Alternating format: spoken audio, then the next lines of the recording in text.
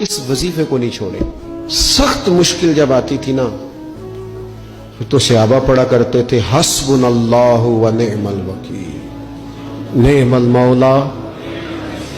पढ़िएगा हस्बुनल्लाहु व निअमल मौला व निअमल नसीर। इसका माना बड़ा खूबसूरत है।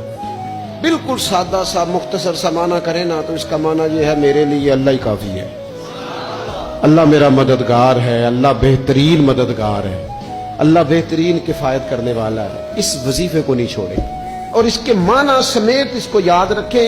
आप महसूस करेंगे तबीयत ताकतवर हो गई है, रूह ताकतवर होगी, इसको भूलना नहीं।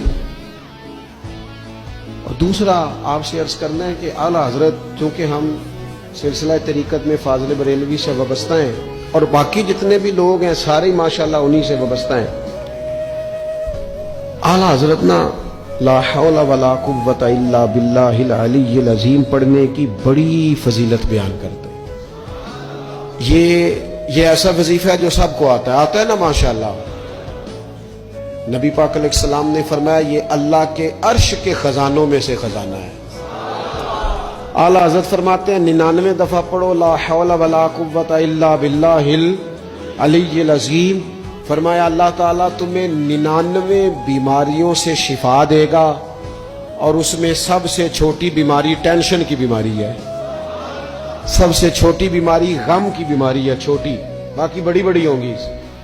इस वजीफे को नहीं आपने छोड़ना और ये पाबंदी करनी है, करेंगे इंशाअल्लाह ताला। और तीसरा वजीफा है दरूद पाक।